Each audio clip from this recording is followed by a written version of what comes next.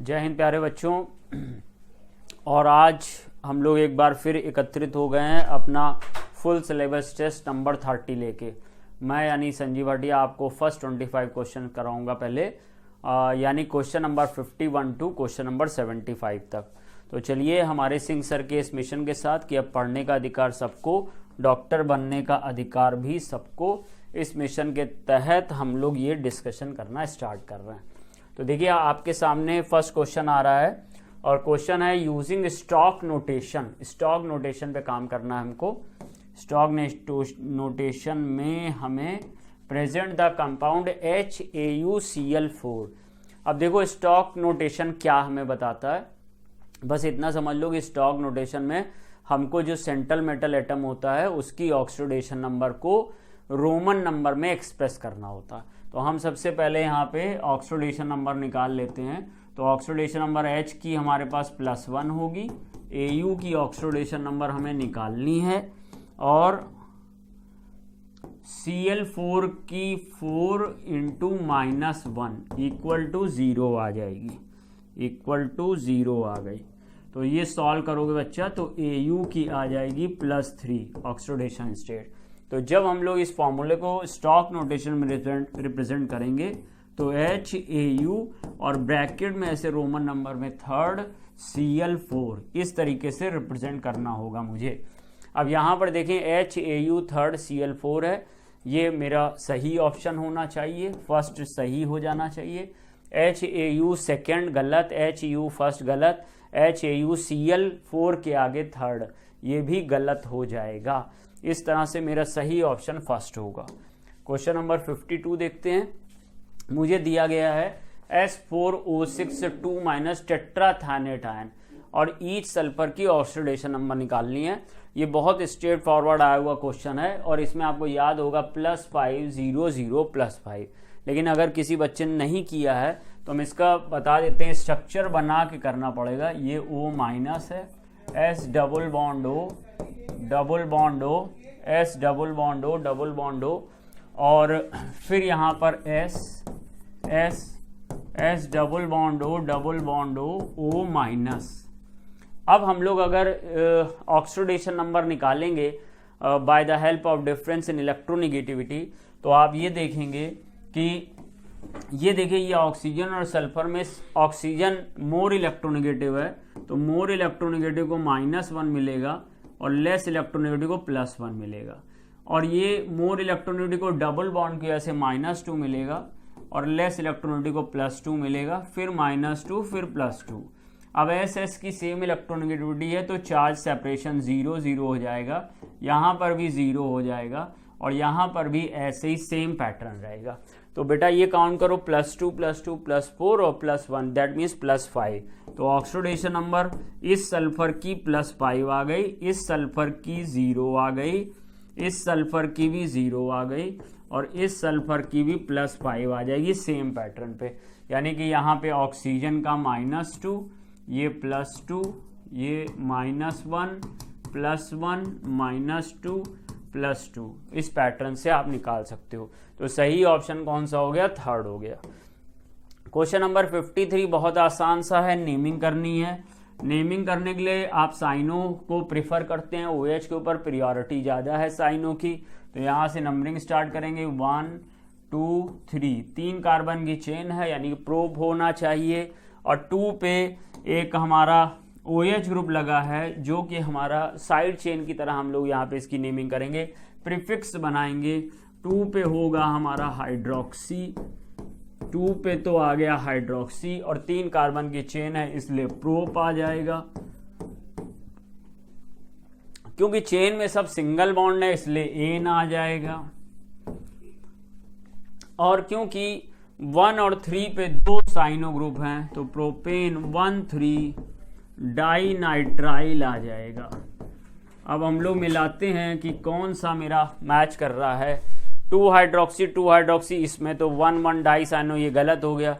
2 hydroxy में prop सब में है, एन सब में है। 1,3 डाइनाइट्रोल है, ये गलत है स्पेलिंग। 1,3 डाइनाइट्राइड, ये भी गलत है। 1,3 डाइनाइट्राइल, इसलिए थर्ड ही हमारा सही होगा। तो क्वेश्चन नंबर हमारा 53 का थर्ड हो जाएगा। 52 का थर्ड था, 53 का भी थर्ड है। 54 की तरफ चलते हैं। Correct structure formula of 3 नाइट्रोसाइक्लोहेक्सीन। अब देखिए यहाँ पर साइक्लोहेक्सीन बनाना है, तो हेक्स है तो हम लोग सबसे पहले 6 कार्बन की चेन लेंगे, और क्योंकि साइक्लो है इसलिए हमने पहले ये 6 कार्बन की चेन ले ली। साइक्लो ये हेक्सेन हो गया। अब अगर मुझे हेक्सीन बनाना है तो मैं एक डबल बॉन्ड लगा दूंगा। फिर मुझे नंबरिंग करनी है तो मैं नंबरिंग यहाँ से कर दूंगा 1 2 3 4 5 6। आप चाहो तो यहाँ से 1 2 3 4 5 6 कर सकते थे, कहीं से भी करो, पर डबल बॉन्ड वाले कार्बन को lowest position, that means first position देनी होगी। अब ये करने के बाद 3 पे नाइट्रो ग्रुप लगा हुआ है, तो भाई साहब नाइट्रो ग्रुप जोड़ दीजिए। 3 पे नाइट्रो ग्रुप जोड़ दिया, किसी से मैच हुआ, हाँ जी सेकंड नंबर से मैच हो गया, इसलिए सेकंड ऑप्शन होगा, और कोई ऑप्शन मैच नहीं कर रहा है। विच bond is more polar in the following molecule.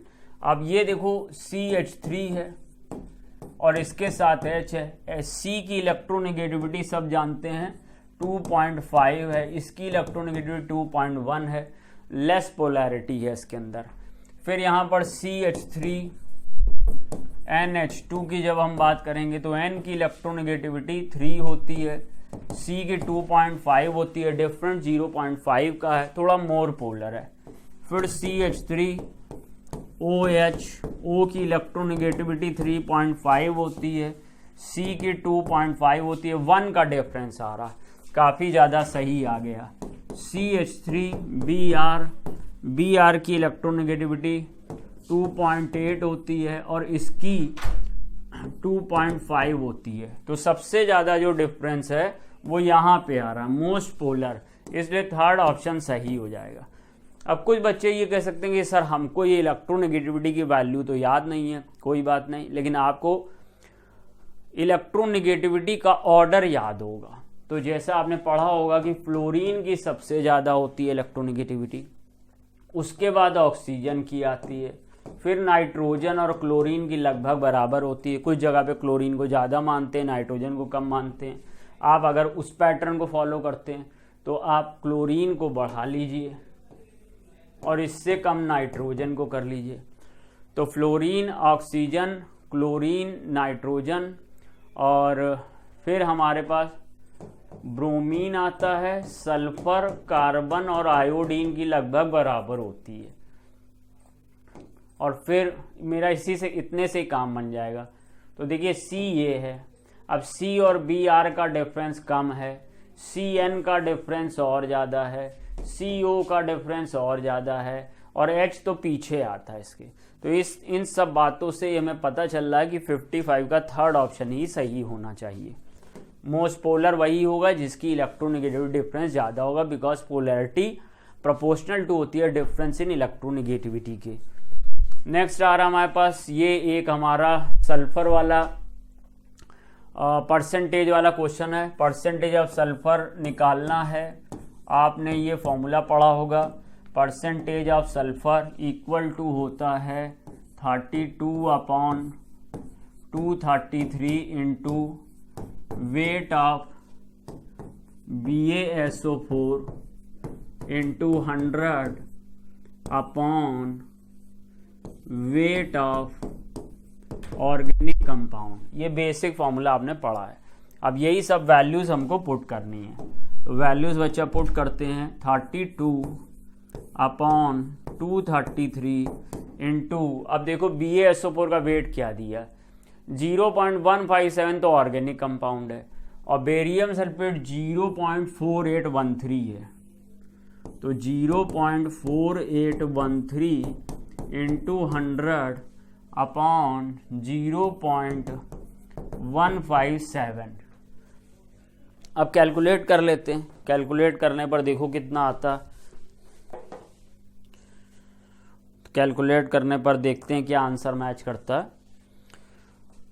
तो क्या करें, 32 को मल्टीप्लाई कर दें 0.4813 से, और फिर मल्टीप्लाई कर दें 100 से और फिर डिवाइड कर दें 233 से, फिर डिवाइड कर दें 0.157 से, तो 42.10 आया। तो देख लेते हैं कोई ऐसा ऑप्शन है 42.10 फोर्थ ऑप्शन है, तो हम लोग फोर्थ ऑप्शन के साथ जाएंगे। यहाँ पर लिख लेते हैं 42.10%। तो अब बात करेंगे क्वेश्चन नंबर 57 पर, और क्वेश्चन नंबर 57 में है which of the following product will obtain by the destructive distillation of coal. तो देखो डिस्ट्रक्टिव डिस्टिलेशन ऑफ कोल में क्या होता है, कोल को हम लोग पहले हीट करते हैं, heat in absence of air. तो बच्चा जब हम इसको एब्सेंस ऑफ एयर में हीट करते हैं तो इसके दो पार्ट हो जाते हैं, एक हो जाता है वोलाटाइल पार्ट, हम लोग इसको कोल को बड़े बड़े आयरन रिटॉर्ट्स में यानी बड़े बड़े लोहे के कंटेनर्स में हवा की अनुपस्थिति में गर्म करते हैं।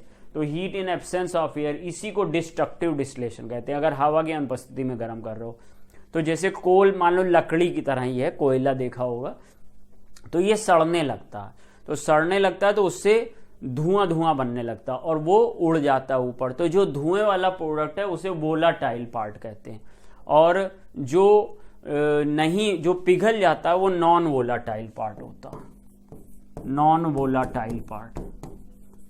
अब जो नॉन वोलाटाइल पार्ट होता है वो नॉन वोलाटाइल जैसे थोड़ा सा उड़ता है और थोड़ा बहुत जो कंटेनर की वॉल पे चिपक जाता है और कुछ नीचे रह जाता है। तो इसमें जो नीचे रह जाएगा वो होगा हमारा कोक, सबसे नीचे। उसके ऊपर आ जाएगा गैस कार्बन मिल जाएगा मुझे। और जो वोलाटाइल पार्ट है उसको हम लोग थोड़ा सा ठंडा करते हैं तो कुछ पार्ट इसमें लिक्विफाई हो जाता है, तो वो हो जाता है कोल टायर। और कोल टायर के ऊपर पतली एक लेयर आ जाती है जिसे अमोनिकल लिकर कहते हैं, और जो बिल्कुल ही लिक्विफाई नहीं होता, गैस फॉर्म में ही जाता है, उसे कोल गैस कहते हैं। तो ये हमारे पार्ट हैं कोल गैस, अमोनिकल लिकर, कोल टायर, गैस कार्बन, कोक। तो देखो वाटर गैस नहीं बनेगा, प्रोड्यूसर गैस नहीं बनेगा, कोल गैस बन जाएगा। कोल टायर भी है, तो दो ऑप्शन यहाँ पे सही हो जाएंगे, कोल गैस भी और कोल टायर भी, तो दो हमारे बन जाएंगे। 57 में कोल गैस भी बनेगा, कोल टायर भी बनेगा। अब देखिए आपके पेपर में कोई करेक्शन हुआ है कि नहीं। Write the IUPAC name of the product obtain by reductive ozonolysis of pent two yne. तो पेंटटूइन क्या है, CH3 CH double bond CH CH2 CH3, ये हमारा हो गया पेंटटूइन। नेमिंग करके देख लेते हैं, 1 2 3 4 5, 5 कार्बन की चेन है तो पेंट हो गया और 2 पे इन आ गया। अब इसका हम लोग करने जा रहे हैं क्या, इसका करने जा रहे हैं सर ओजोनोलिसिस रिडक्टिव। तो रिडक्टिव ओजोनोलिसिस में क्या करना होगा मुझे, पहला काम ओजोन से रिएक्शन CCl4 या CH2Cl2 के प्रेजेंस में, दूसरा काम Zn प्लस वाटर से रिएक्शन। तो जब ये रिएक्शन होगी तो ये बॉन्ड बीच से ब्रेक कर जाएगा और दोनों तरफ ऑक्सीजन दे देंगे। तो जो मेरा प्रोडक्ट आ जाएगा वो ये आ जाएगा CH3 CHO, और यहाँ पर आ जाएगा CHO CH2 CH3, यानी एक बन जाएगा एथेनल और एक बन जाएगा प्रोपेनल। तो एथेनल हो सकता है, प्रोपेनल हो सकता है, एथेनोइक एसिड नहीं हो सकता, बोथ फर्स्ट एंड सेकंड हो सकता। तो ऑप्शन नंबर 4 सही हो जाएगा। Calculate the molecular mass of glucose C6H12O6। सबको पता है 180 होता है, लेकिन फिर भी अब हम लोग डिस्कस कर रहे हैं तो कैलकुलेट करके दिखा देता हूँ। यहाँ पर हम ऐसे करेंगे 6 carbon plus 12H plus 6 oxygen, इसको हमें जोड़ना है। कार्बन का एटॉमिक मास 12 होता है, हाइड्रोजन का एटॉमिक मास 1 होता है, ऑक्सीजन का एटॉमिक मास 16 होता है। ऐड करिए, 12 6 जा 72 प्लस 12 प्लस 16 6 जा 96। तो 6 और 2 8 और 8 और 2 10, 9 और 10 और 180, तो 180 नियरेस्ट 180 आएगा। तो 59 का सेकंड ऑप्शन सही हो जाएगा। नेक्स्ट क्वेश्चन की तरफ चलते हैं। Question number 60, calculate the amount of water produce by the combustion of 16 gram of methane. Methane ले लीजिए, उसका कंबस्शन O2 की प्रेजेंस में करिए, CO2 बनेगा, वाटर बनेगा, रिएक्शन को बैलेंस करिए, 4H2 लाइए, वहाँ पर 4 ऑक्सीजन है, 2 लाइए, यहाँ पर 1 मोल मीथेन है, 1 मोल मीथेन 16 ग्राम की होती है। अब यहाँ पर वाटर को उसने गैस स्टेट में दिखा दिया। अगर गैस स्टेट में ना दिखाता तो हम डायरेक्ट ऐसे और लीटर के टर्म्स में नहीं निकालते, फिर हम लोग पहले वेट निकालते, फिर डेंसिटी से वॉल्यूम निकालते। बट यहाँ पे गैस दिखा दिया है तो हम लोग सिंपल कर लेंगे। यहाँ पर देखो कितने मोल बने हैं, 2 मोल वाटर। 1 मोल का STP पर गैस का वॉल्यूम होता है 22.4 लीटर, तो 2 मोल का हो जाएगा 44.8 लीटर। तो सेकंड ऑप्शन सही हो जाएगा 60 का सेकंड ऑप्शन सही हो जाएगा।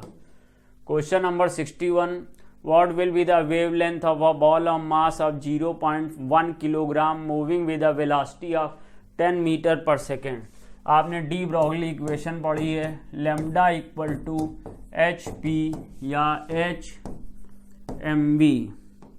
डाटा पेस्ट करेंगे, H का 6.6 इंटू 10 टू द पावर -34 और मास दिया है 0.1 और वेलोसिटी है 10 मीटर पर सेकेंड। तो ये आ जाएगा 6.6 इंटू 10 टू द पावर -34।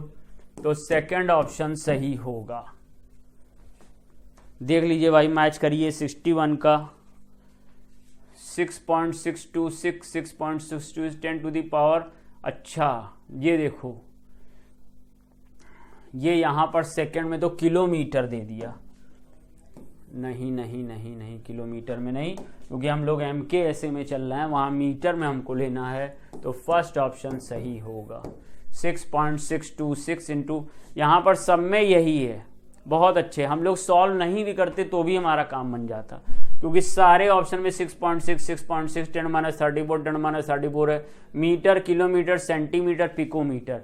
अब मुझे मालूम है कि जो यूनिट मुझे देनी चाहिए MKSA में वेवलेंथ की, वो मीटर में देनी चाहिए। तो मोस्ट प्रोबेबल ऐसा होगा कि फर्स्ट ही आना चाहिए, फिर भी कैलकुलेट करके देख लेना चाहिए, कोई रिस्क नहीं लेना चाहिए। तो ये यहाँ पर मीटर लिख लेना चाहिए। Question number 62, pitchblende is an ore of uranium. NCERT में दिया हुआ है पिच ब्लेंड यूरेनियम का ओर है, लेकिन इसमें नेपच्यूनियम भी होता है, प्लूटोनियम भी होता है, एक्टिनियम भी होता है और प्रोटेक्टियम भी होता है। तो सर ये देखिए, यहाँ पर नेपच्यूनियम है, प्लूटोनियम है, यहाँ पर प्लूटोनियम है और एक्टिनियम है। ये हो सकता है, एक्टिनियम और प्रोटेक्टियम ये सब हो सकते हैं, इसलिए फोर्थ ऑप्शन हो जाएगा। पीरियोडिक टेबल यानी क्लासिफिकेशन ऑफ द एलिमेंट में आपको ये लाइन मिल जाएगी पढ़ने को। The oxidation state and covalency of aluminium in AlClH2O whole 5 whole 2+। तो देखो ये ऐसे बना हुआ, इसमें इस तरीके से 6 बॉन्ड बने हुए हैं, एक में Cl- है और बाकी सब में वाटर है। ये है इसका भाई। तो देखिए कोवैलेंसी तो 6 हो जाएगी, तो यहाँ पर 6 है, यहाँ पर 6 है। ऑक्सीडेशन नंबर जरूर निकालना है। तो Al और Cl की कितनी होती है, -1, Cl की -1, वाटर की 0 और टोटल चार्ज है +2। तो Al इक्वल टू हो जाएगा +2 और ये -1 उधर जाएगा तो +1, तो दैट मीन्स +3, इसलिए आंसर हो जाएगा सेकेंड, +3 और 6, और कोई ऑप्शन मैच नहीं कर रहा। क्वेश्चन नंबर 64, दो स्टेटमेंट दिए, आपको बताना कौन सा स्टेटमेंट सही है कौन सा स्टेटमेंट गलत है। पहला स्टेटमेंट पढ़ते हैं, पी ब्लॉक है 6 कॉलम, ये बात सही है, पी ब्लॉक में 6 ग्रुप होते हैं, वही 6 कॉलम है। Because maximum of 6 electron can occupy all the orbital in P subshell, यहाँ शेल लिख गया लेकिन सबशेल अंडरस्टूड बात है। तो पी सबशेल में मैक्सिमम 6 इलेक्ट्रॉन आ सकते हैं, ईच ऑर्बिटल हैव 2 इलेक्ट्रॉन, इसीलिए 6 कॉलम बनेंगे, 6 कॉलम बनेंगे, ये स्टेटमेंट सही है। The block, block means P block की बात हो रहा होगा या किसी और भी ब्लॉक की बात हो सकती है। The block indicate value of azimuthal quantum number, जी हाँ ये बिल्कुल सही है।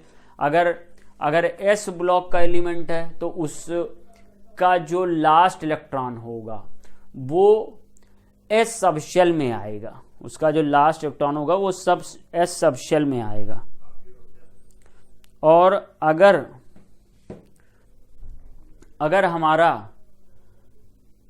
अगर हमारा पी ब्लॉक का एलिमेंट है तो उसका जो लास्ट इलेक्ट्रॉन है वैलेंस इलेक्ट्रॉन है वो पी सबशेल में आएगा और पी बताएगा एल को, एजीमुथल क्वांटम नंबर को। For the last subshell and received electron in building electronic configuration, last subshell तो सही बताया, लास्ट इलेक्ट्रॉन इसको रिप्रेजेंट करेगा। दोनों बातें सही हैं, तो बोथ स्टेटमेंट आर करेक्ट। तो अब नेक्स्ट क्वेश्चन की तरफ चलते हैं, क्वेश्चन नंबर 65। देखिए ये एक फिगर दिया गया है, एनसीईआरटी से ही हम लोग ने ये फिगर लिया है और इसमें मुझे बताना है वॉन्डर वॉल रेडियस और कोवेलेंट रेडियस के बारे में। तो जो कोवेलेंट रेडियस है आप सबने पढ़ा हुआ है कि कोवेलेंट रेडियस निकालने के लिए दो एटम के जो एक दूसरे से कोवेलेंट बॉन्ड बना रहे हैं उनके बीच की इंटरन्यूक्लियर डिस्टेंस को हाफ करते हैं। तो अब देखो ये दो एटम है, ये दो एटम है हमारे और इनके बीच की डिस्टेंस 198 दिखाई गई है, ये बीच की डिस्टेंस 198 है और उसको हाफ किया तो 99 आया। तो कहने का सेंस ये है कि जो कोवेलेंट रेडियाई है वो 99 होगी, कोवेलेंट रेडियाई तो 99 आ जाएगी। और फिर जो वॉन्डर वॉल रेडियाई होती है, जो निकटतम दो एटम होते हैं उनके बीच की डिस्टेंस का हाफ करते हैं। तो अभी निकटतम ये दो एटम है, ये वाला एटम और ये वाला एटम, और इनके बीच की डिस्टेंस आई है 360 और जो नहीं टोटल जो इंटरन्यूक्लियर डिस्टेंस है वो 360 है, 2 से डिवाइड किया तो 180 आ गई। तो जो वॉन्डर वॉल रेडियस है वो 180 आएगी। तो देखिए 180 और 99, तो सेकंड ऑप्शन सही हो गया। मैच करना है, देखो ये ट्राइगोनल प्लेनर है तो BF3 का होगा, यानी फर्स्ट का डी मैच होना चाहिए, फर्स्ट का डी एक ही में, इसलिए सेकंड ऑप्शन हो जाएगा। बाकी सब मिला सकते हो। ये देखो हमारे पास क्या है, ये टेट्राहेड्रल है तो टेट्राहेड्रल सेकंड का CH4 बनेगा तो सेकंड का B बन गया। ये हमारा ट्राइगोनल बायपिरामिडल है, 1 2 3 4 5, तो ट्राइगोनल बायपिरामिड PCl5, तो थर्ड का C आ गया। ये हमारा ऑक्टाहेड्रल है और फोर्थ का A, तो फोर्थ का A, और कोई ऑप्शन तो ऐसा होगा नहीं इसमें मैच करेगा नहीं, फर्स्ट का A, फर्स्ट का C, फर्स्ट का B, तो कौन सा हुआ, सेकंड लिख दिया। क्वेश्चन नंबर 67, देखिए इसमें क्या हो रहा है कि अब हमको बताना कहाँ बॉन्डिंग होगी, ओवरलैपिंग, कहाँ एंटी बॉन्डिंग होगी। तो देखो होता क्या है कि जैसे ये दो ऑर्बिटल है, एक ये p ऑर्बिटल है और एक ये p ऑर्बिटल है, पहले समझने की कोशिश करिए। और इसमें यहां पर प्लस लिखा है, यहां पे माइनस लिखा है, यहां पे बीच में माइनस है और फिर प्लस है और फिर माइनस है। तो भाई देखिए होता क्या है कि इसको हम ओवरलैप कराएंगे इस तरीके से और ओवरलैप कराने के बाद साइन लाएंगे। तो देखो ये माइनस एज इट इज रहेगा, ये प्लस एज इट इज रहेगा, जो पहली और ऑर्बिटल है वो ऐसे ही रहेगी। और ये जो साइन है ये मल्टीप्लाई करो, माइनस प्लस माइनस, तो ये माइनस हो जाएगा। और माइनस माइनस प्लस, ये प्लस हो जाएगा। अब ध्यान रखना कि अगर अपोजिट साइन ओवरलैप हो रहे हैं तो रिपल्शन हो जाएगा, दूर दूर चले जाएंगे। सेम साइन अगर ओवरलैप हो रहा है तो अट्रैक्शन हो जाएगा, पास पास ही रहेंगे। तो अब ये हमारा क्या होगा, क्योंकि देखो प्लस और माइनस का ओवरलैप हो रहा, तो ये रिपल्शन हो जाएगा, तो कुछ इस तरीके का फिगर आ जाएगा। यानी कि ये लोग इस तरफ दब जाएंगे, दूर जाएंगे, इधर का लोब बड़ा हो जाएगा, एक दूसरे से दूर हट जाएंगे। तो इसका जो फिगर है कुछ इस तरीके से आएगा। तो ये देखो, ये फिगर यहां पर बन के आ रहा, तो ए का फोर्थ बनेगा। ए का फोर्थ दो जगह है, तो चलो इसको ले लेते हैं। इसको देखो, प्लस प्लस में मल्टीप्लाई होगा, प्लस माइनस मल्टीप्लाई होगा। इस वाले फिगर की ये कंडीशन है, यही सब कुछ है, लेकिन बीच में साइन प्लस है, तो प्लस प्लस से मल्टीप्लाई हुआ, प्लस हो गया, और यहां पे माइनस हो गया। तो अब जब ये ऐसा होगा तो फिर जो फाइनल फिगर है वो ऐसा आ जाएगा, क्योंकि अट्रैक्शन होगा, अट्रैक्शन होगा, तो कुछ इस तरीके की फिगर बन जाएगी। अब ऐसी फिगर देखो किसमें, इसमें है, तो ये यहां पर मैच हो गया, यानी बी का थर्ड, तो ए का फोर्थ, बी का थर्ड। अरे यार, दोनों में सेम हो गया, एक और जाना पड़ेगा। अब इसमें क्या बनेगा, इसमें ऐसा बनेगा, प्लस माइनस और minus plus minus, minus minus plus, तो अपोजिट साइन हो रहे हैं, तो ये दूर भागेंगे, कुछ इस तरीके का अरेंजमेंट होगा। तो ये देखो, ये मैच हो गया फर्स्ट, तो सी का फर्स्ट। तो अब अपन लोग का फर्स्ट आ गया जो मैच कर गया। थोड़ा सा टाइम लगा, लेकिन मैच हो गया आखिर अंतिम में।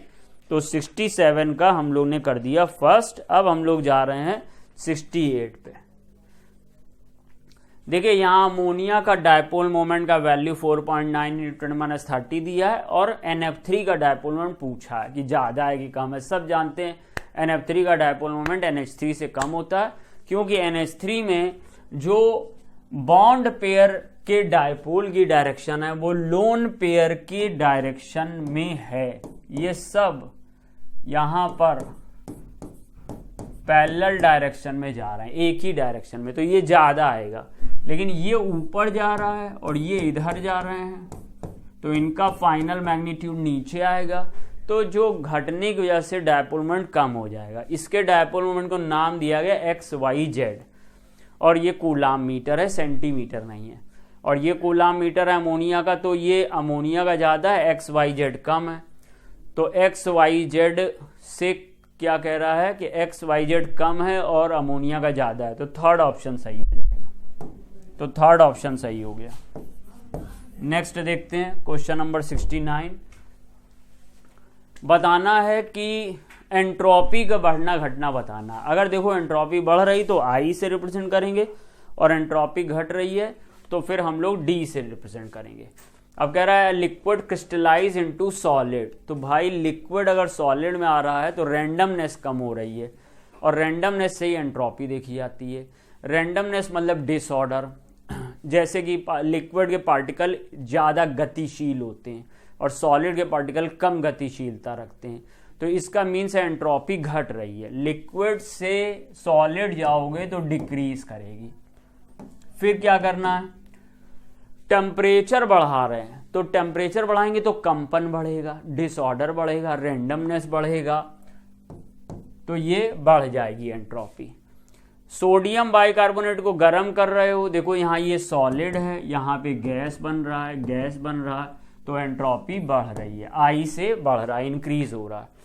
ये 1 मोल गैस है, ये 2 मोल गैस में बदल रहा है, गैस बढ़ रही है तो बढ़ रहा है। या इसको डेल्टा Ng से भी निकाल सकते हो। इसका डेल्टा Ng पॉजिटिव आएगा, इसका डेल्टा Ng भी पॉजिटिव आएगा। जिसका डेल्टा Ng पॉजिटिव आएगा उसमें एंट्रोपी बढ़ेगी। तो पहले D फिर I, ये यहां पर ऐसे I कहना चाह रहे होंगे, तो ये फर्स्ट ऑप्शन हो जाएगा। डेल्टा G0 निकालना है, फॉर्मूला याद करिए, minus 2.303 RT log KC, KP दिया, चलो KP कर लो, KP वैल्यू पुटअप करो, माइनस 2.303, R का 8.314 अगर जूल होता, यहाँ पर देखो किलो जूल मांगा है तो into 10 to the power -3, temperature क्या दिया 298, लॉग किसका लेना है 2.47 इंटू 10 टू दी पावर -29, क्या हो जाएगा -2.303 इंटू 8.314 इंटू इसको 0.298 लिख ले रहे हैं, और ये आ जाएगा log 2.47 माइनस 29 log 10, ऐसे बन जाएगा। तो मल्टीप्लाई लास्ट में कर लेंगे,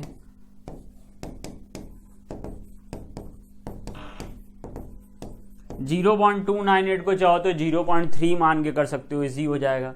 log 2 इक्वल टू 0.3 होता है, log 3 इक्वल टू 0.47 होता है, 0.3 0.47, अगर ये 2.47 लगभग 2.5 के पास एवरेज निकालोगे तो log इसका एवरेज 0.4 या 0.39 के आसपास ले लो, 0.39 ये कोई भी कर सकता, और 29 log 10 1 होता है, माइनस कर दो, यानी 28.61 हो जाएगा। तो मल्टीप्लाई कर लेते हैं, मैच करते हैं, 2.303 मल्टीप्लाई बाय 8.314 मल्टीप्लाई बाय 0.298 और मल्टीप्लाई बाय 28.61, 163.24, तो 163.24 आ रहा है, लगभग 163 मान लेते हैं, 163.24, तो 163 मान लेते हैं, तो सेकंड ऑप्शन सही हो जाएगा। क्वेश्चन नंबर 71, मोलर मास निकालना है, डिप्रेशन इन फ्रीजिंग पॉइंट का क्वेश्चन है। फॉर्मूला लगा देते हैं, delta TF equal to 1000 into KF into weight of solute upon weight of solvent into molar mass molecular weight. तो वैल्यू पुटअप करिए, delta TF कितना दिया गया है, lowered the freezing point by 0.40, 1000, और KF कितना दिया गया है 5.12, small w weight of solid 1 gram, और capital W weight of solvent 50 gram, molar mass निकालना है। तो चलो भाई सॉल्व कर लेते हैं, मॉलिक्यूलर वेट कितना आएगा, जल्दी जल्दी फटाफट सॉल्व करें, आपका टाइम बचाना है। तो हो जाएगा 1000 मल्टीप्लाई बाय 5.12 डिवाइड बाय 50 और डिवाइड बाय 0.40, 256 आ रहा है। पूरा एग्जैक्ट वैसे मैच नहीं करता, आज पहली बार 256 मैच कर गया, तो सेकंड हो जाएगा। ये एक रिएक्शन है, calculate the equilibrium constant E0 दिया हुआ है, इसको इलेक्ट्रोकेमिस्ट्री का आपको फॉर्मूला याद होगा, कई बार आपने पढ़ा, log K equal to NE0 upon 0.0591। तो log K वैल्यू भरिए, चलिए n निकालना है, एक कॉपर 0 से +2 में बदल रहा है, तो 2 इलेक्ट्रॉन का लॉस हो रहा है। E0 का वैल्यू 0.46 है और 0.0591, इसको सॉल्व कर लेते हैं, देखिए कितना आता है। तो 2 इंटू 0.46 डिवाइडेड बाय 0.0591 आ गया 15.56। तो K इक्वल टू हो जाएगा एंटी लॉग ऑफ 15.56। तो 15 मतलब 10⁻15 आना चाहिए, 3 जगह आ गया।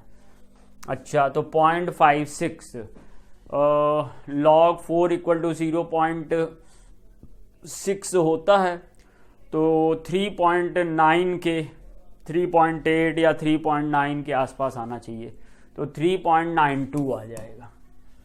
तो k = 3.92 × 10⁻15 आ जाएगा। तो ये भी 3.9 10/10 ये है नहीं, 2 बार आया तो शायद यही वाला सही होना चाहिए। तो इस तरह से 72 का हमारा सही ऑप्शन हो गया फर्स्ट। क्वेश्चन नंबर 73 की तरफ चलते हैं।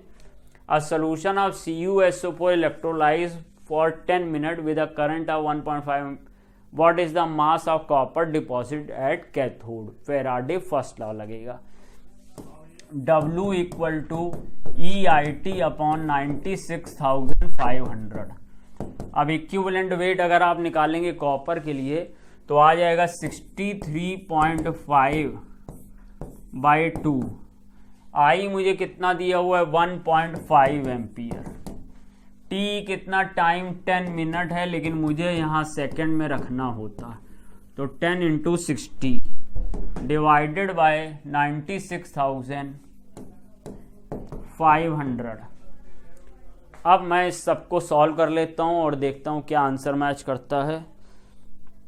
तो 63.5 डिवाइडेड बाय 2 और multiply by 1.5 multiply by 600 divided by 96,500, तो ये आ रहा 0.296 ग्राम। 0.296, तो 0.293 कर लेते हैं अप्रॉक्सीमेट।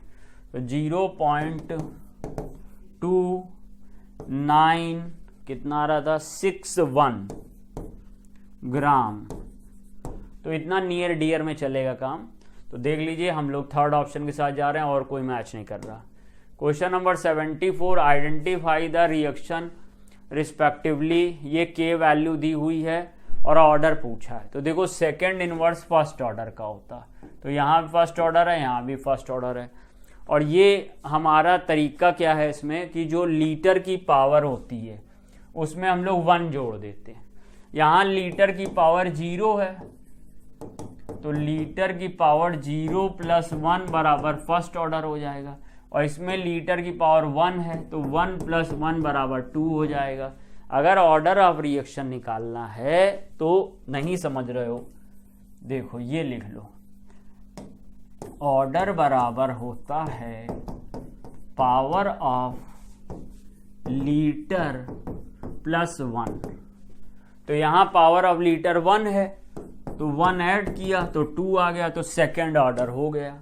यहाँ लीटर की पावर 0 है, तो 1 ऐड किया तो फर्स्ट ऑर्डर हो गया। First order reaction found to be rate constant, this point the half life. तो आप लोग ने पढ़ा है हाफ लाइफ इक्वल टू होता है 0.6932 अपॉन k। तो 0.6932 अपॉन 5.5 इंटू 10⁻⁻14। तो अभी मेरे को डिवाइड कर लेता हूँ, आ गया 0.6932 डिवाइडेड बाय 5.5, 0.126 आ रहा। अब ये 10⁻⁻14 ऊपर जाएगा, 10⁻14 हो जाएगा, तो 13 में बदल लो। तो इसको हम लोग 1.26 इंटू 10⁻13 कर सकते हैं। सो मेरा फोर्थ ऑप्शन सही हो जाएगा 75 का। तो इस तरह से बच्चों फर्स्ट 25 क्वेश्चन यानी क्वेश्चन नंबर 51 से क्वेश्चन नंबर 75 तक मैंने किया। अब इसके आगे विजय सर करेंगे, और कोई दिक्कत हो तो बताइएगा कमेंट बॉक्स में। थैंक यू बच्चों फॉर वॉचिंग दिस वीडियो। चलिए बेटा, संजीव सर ने 75 तक कर दिया, आप 76 ऑनवर्ड हमको देखिए, मतलब क्वेश्चन को देखिए। देखो बेटा, कह रहे हैं बेटा एक प्लेटिनम का कॉम्प्लेक्स है, AgCl इसमें डाल रहे हैं, सेकेंडरी वैलेंसी पूछ रहा है। सेकेंडरी वैलेंसी का मतलब बेटा कोऑर्डिनेशन नंबर PtCl4। बेटा इसको प्लेटिनम की कोऑर्डिनेशन नंबर बेटा 6 होती है, तो 6 के लिए बेटा वो क्या करेगा, छः इलेक्ट्रॉन पेयर लेगा। तो ये बेटा इसका स्ट्रक्चर होता है H2PtCl6। ठीक है ना भाई। तो देखो बेटा, कोऑर्डिनेशन स्फीयर के बाहर कोई भी Cl नहीं है। इसका एक्चुअल स्ट्रक्चर बेटा ये होगा, क्यों? प्लेटिनम की कोऑर्डिनेशन नंबर 6 होती है। तो बेटा कोई भी Cl कोऑर्डिनेशन स्फीयर के बाहर नहीं होगा, तो बेटा कोई भी Cl माइनस नहीं बनेगा, इसलिए बेटा कोई भी AgCl नहीं बनेगा। ये सभी 6 Cl बेटा क्या कहलाएंगे? Secondary valency. तो सेकेंडरी वैलेंसी बेटा कितनी हो गई? 6। 76 का थर्ड। अगला देखिए बेटा, फॉर द गिवन कॉम्प्लेक्स। देखो बेटा याद रखो, अमोनिया जब बेटा कोबाल्ट के साथ होता है, कोबाल्ट का बेटा ग्राउंड स्टेट में कॉन्फ़िगरेशन 3d7 4s2। अब CO बेटा +3 देखोगे तो ये क्या आएगा? 3d6। अब चूंकि बेटा ये स्ट्रॉन्ग लिगेंड है, तो ये बेटा क्या कर देगा? पेयर्ड 1 2 3 4 5 6। ठीक, तो देखो क्या लिखा है। और ये बेटा वीक फील्ड लिगेंड है, तो यहाँ पेयर्ड नहीं होगा।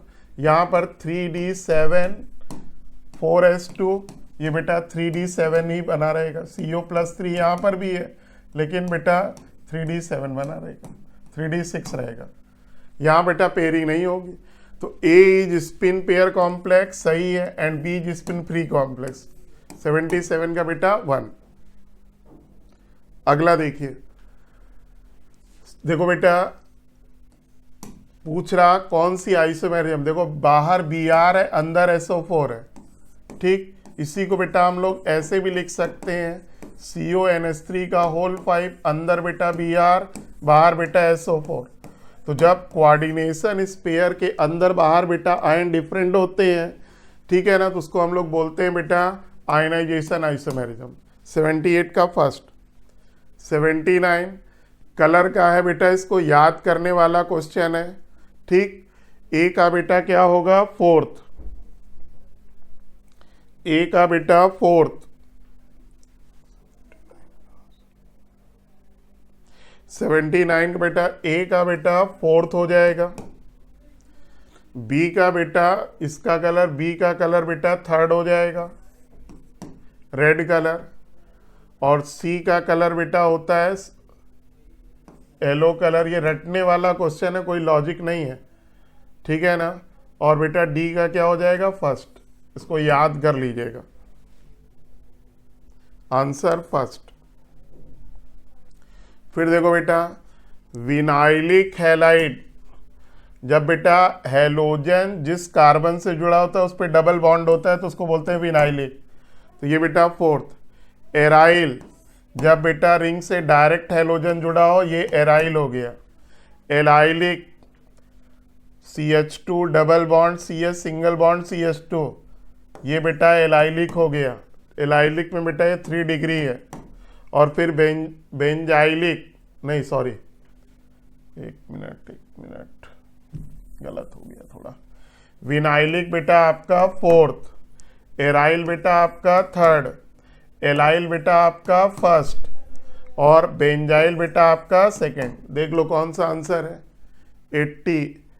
ए का बेटा 4, बी का बेटा थर्ड, सी का फर्स्ट, डी का सेकंड। तो 80 का बेटा फर्स्ट। अगला देखिए क्या पूछ रहा बेटा? Boiling point.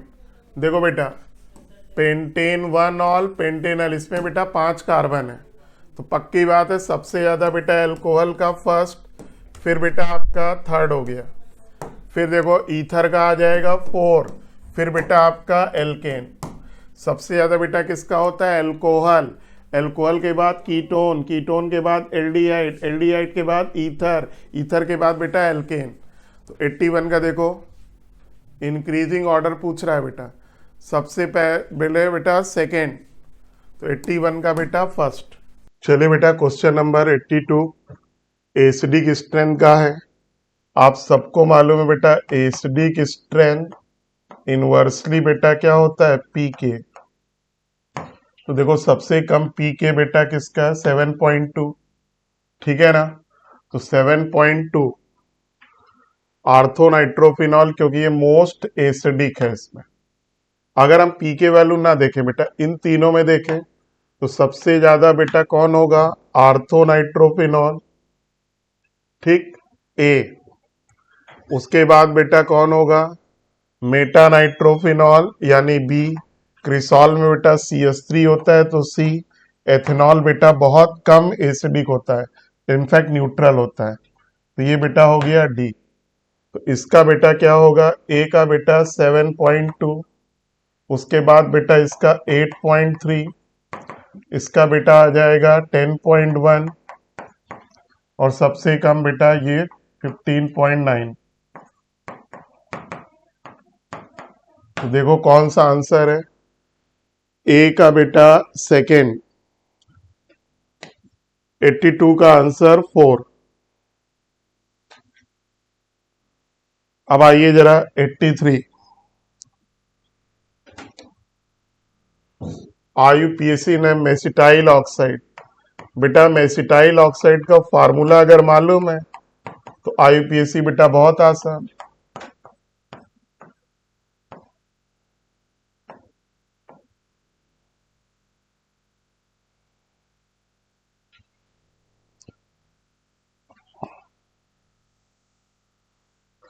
देखो बेटा मेसिटाइल ऑक्साइड का फॉर्मूला क्या होगा, CH3, इधर बेटा CH3,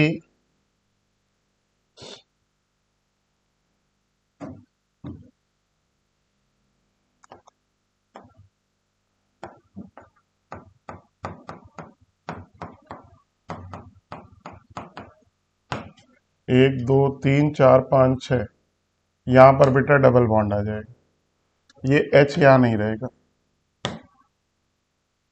आप बेटा एसीटोन का एल्डोल बना के हीट कर दो, प्रोडक्ट को बोलते हैं मेसिटाइल ऑक्साइड। 1 2 3 4 5, क्या नाम हुआ बेटा, 4 methyl paint 3 in own 2, answer fourth. Which of the decreasing order of their basic strength, तो सबसे ज्यादा बेसिक स्ट्रेंथ बेटा सेकेंडरी एमीन थर्ड, उसके बाद बेटा प्राइमरी एमीन सेकेंड, उसके बाद बेटा अमोनिया फोर्थ, एनिलीन बेटा क्या एरोमेटिक है सबसे कम। तो देख लो कौन सा आंसर है, third second four first, third second four first, 84 का 1। Next, benzene sulphonyl chloride react with primary secondary tertiary amine, बेटा इसको हम लोग क्या बोलते हैं, हिंसबर्ग रिएजेंट, सी लिखा ही हुआ है स्ट्रक्चर तो। नेक्स्ट देखो, conversion of primary aromatic amine diazonium salt, process को क्या बोलते हैं, डाइजोटाइजेशन, किसकी प्रेजेंस में होता है बेटा, NaNO2 plus 2HCl। NaNO2 react करके बेटा क्या बनाता है, HNO2 plus HCl diazonium salt बनाता है। फिर sucrose is boiled with HCl,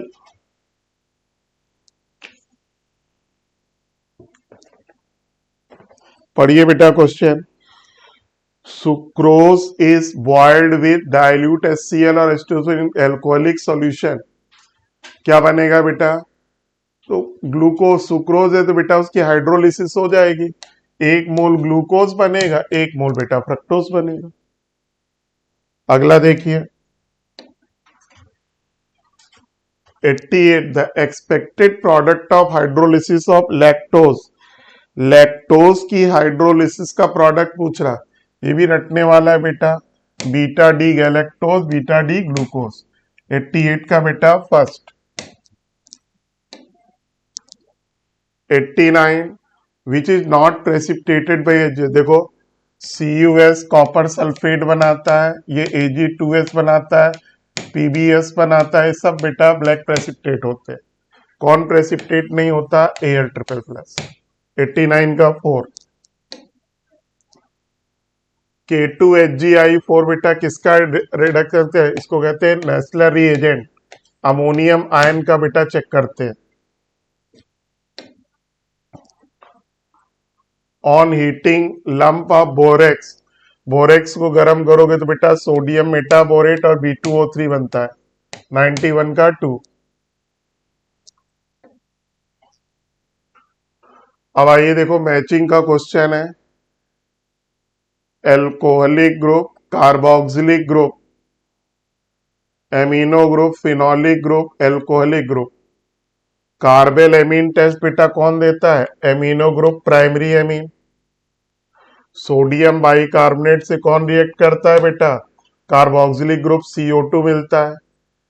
Lucas test बेटा किसके लिए होता है, एल्कोहल, सबसे ज्यादा रिएक्टिव टर्सरी, फिर सेकेंडरी, फिर प्राइमरी। न्यूट्रल एफिशिएंसी के साथ फिनॉल बेटा कैसा कलर देता है, वॉयलेट कलर। तो जरा देखिए ए का बेटा 4, 2 में है, फर्स्ट थर्ड में, फिर बेटा बी का फर्स्ट, तो मैच कर गया 92 का फर्स्ट। सी का देखो सेकेंड, और डी का बेटा थर्ड। फिर देखो 93 स्टेटमेंट का क्वेश्चन है। Equilibrium constant for exothermic reaction decreases, सही लिखा है। टी बढ़ेगा तो बेटा केसी घटता है एक्सो में, टी बढ़ता है तो केसी बढ़ता है बेटा एंडो में। तो दोनों स्टेटमेंट बेटा बिल्कुल सही है। 93 का 4। 94 vitamin B and C are water soluble, गलत बेटा। बी और सी वाटर सॉल्युबल होता है, डी बेटा फैट सॉल्युबल होता है। Convulsion is a deficiency disease of B12 B6 सही है। और ये तो बायो का क्वेश्चन है, आपको आता ही होगा ये। तो 94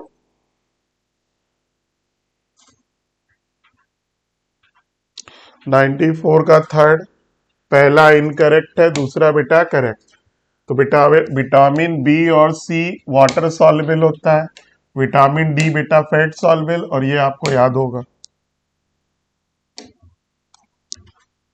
95 देखो बेटा KSP दिया है, कहां पर प्रेसिपिटेट होगा पूछ, कंसंट्रेशन ऑफ बेरियम आयन पूछ रहा है। तो देखो बेटा KSP का फॉर्मूला क्या होगा, Ba double plus OH minus का स्क्वायर। KSP बेटा कितना दिया है, 1 इंटू 10 की पावर -9। Ba डबल प्लस बेटा पूछ रहा है, देखो pH बेटा कितना दिया है 10, तो POH कितना हुआ 4, तो बेटा OH माइनस कितना हुआ 10 की पावर -4। इसका स्क्वायर कर दो, तो Ba डबल प्लस बेटा कितना हुआ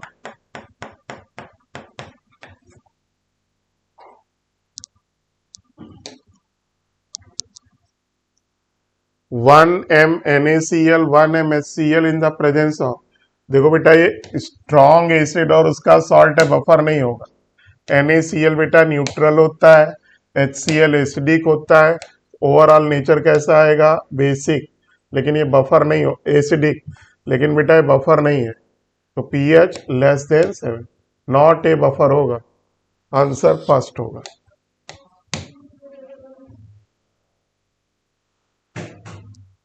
water is amphoteric, acid base दोनों का काम करता है। कॉन्जुगेट एसिड बेस के लिए बेटा रिलेशन बिल्कुल सही है।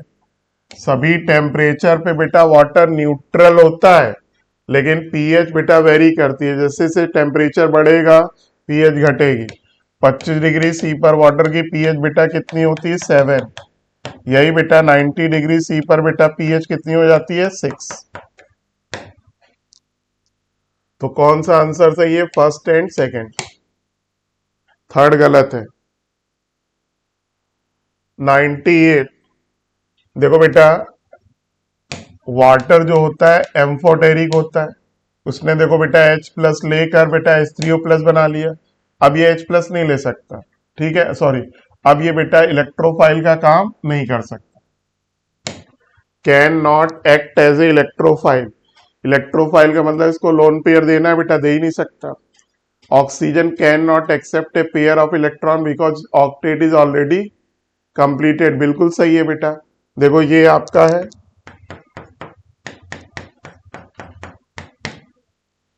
तो देखो बेटा ऑक्टेट इसकी कंप्लीट है, तो 98 का आंसर बेटा क्या हो गया? दोनों स्टेटमेंट सही है। 98 का 4, both A and R correct but R is the correct calculation, सही है। 99 आइए, 2,3 dimethyl butane 2,3 dimethyl butane 2।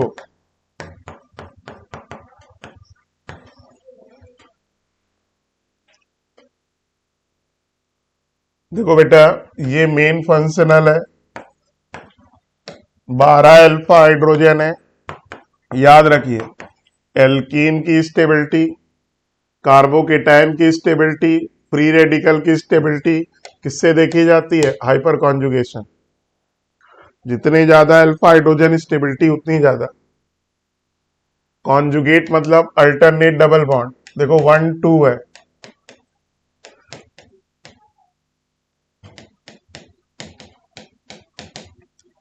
Butadiene है।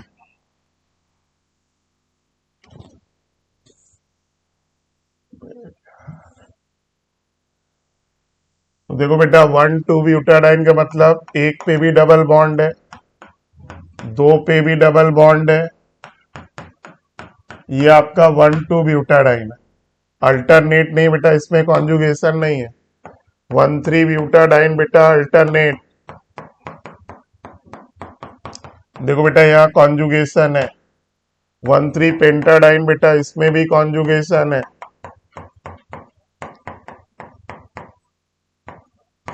इसमें भी देखो कॉन्जुगेशन है। और ये तो सबको मालूम है बेटा, बेंजीन में अल्टरनेट डबल बॉन्ड होता है। तो इन तीनों में है बेटा, इसमें नहीं है। आपसे कह रहा किसमें एब्सेंट है? ओनली ए। तो ये बेटा आपका जो FST 30 है उसके 50 क्वेश्चन का डिस्कशन हो गया। पहले 25 क्वेश्चन बेटा संजीव सर ने किया, बाकी 25 हमने। तो पेपर वैसे कोई बहुत ज्यादा कठिन नहीं था। तो जो भी आपकी छोटी मोटी क्वेरी होगी, वैसे होगी नहीं, छोटी मोटी क्वेरी होगी, हम लोग के एक्सप्लेनेशन से आपकी रिमूव हो जाएगी। ओके बेटा, थैंक यू।